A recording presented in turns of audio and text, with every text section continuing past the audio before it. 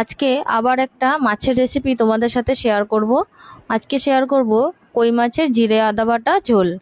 কই মাছের তো এমনিতেই তেল ঝোলই বেশি রান্না করা হয়, কিন্তু আমি আজকে করেছি একদম কই মাছের পাতলা করে ঝোল। গরমের দিনে এরকম ঝোল রান্না করলে খেতে কিন্তু অসাধারণ লাগবে। প্রথমেই কই মাছগুলো নুন হলুদ আর একটু সর্ষের তেল মাখিয়ে 10 মিনিটের জন্য রেখে দিয়েছিলাম। তারপর কড়াইয়ের মধ্যে সর্ষের তেল গরম করে কই মাছগুলো এপিট ওপিট লাল করে ভেজে তুলে নেব। অর্ধেকটা কই মাছ ভাজা হয়ে গেলে বাকি কই মাছগুলো ভাজা করে নিতে হবে। কই মাছগুলো ভাজা হতে হতে আমি একটা বাটির মধ্যে জিরে গুঁড়ো, ধনে গুঁড়ো, শুকনো লঙ্কার গুঁড়ো, হলুদ আর একটু গরম জল দিয়ে গুলিয়ে রেখে দেবো।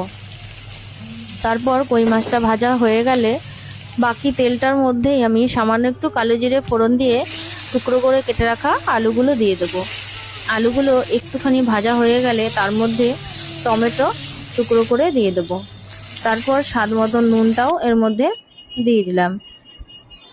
আলুগুলো একটু ভাজা হলে আর টমেটোটাও একটু গলে গেলে তার মধ্যে দিয়ে দিলাম জিরে আদা বাটা আর একটুখানি যে মশলাটা গুলিয়ে রেখেছিলাম সেটা। তারপর ভালো করে তেল ছেড়ে আসা পর্যন্ত কষিয়ে নিতে হবে। দুটো চেরা কাঁচা লঙ্কাও আমি এর মধ্যে দিয়ে দিলাম। কষানো হয়ে গেলে পরিমাণ মতন গরম জল দিয়ে আমি সেদ্ধ হতে দেবো আলুগুলোকে। আলুগুলো একটু সেদ্ধ হয়ে গেলে তখন কই মাছগুলোকে এর মধ্যে দিয়ে ঢাকা দিয়ে 5 থেকে 7 মিনিট রান্না হতে দিতে হবে, যাতে কই মাছগুলো ঝোলটার মধ্যে ভালো করে মিশে যায়।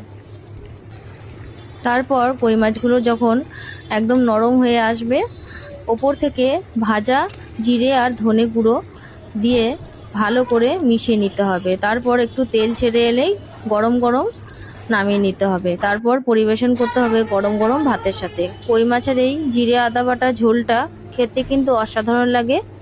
তোমাদের যদি ভালো লেগে থাকে তাহলে অবশ্যই একবার ট্রাই করে দেখতে পারো। আশা করছি তোমাদের রেসিপিটি পছন্দ হবে। ভালো লাগলে শেয়ার করে দিও। টাটা।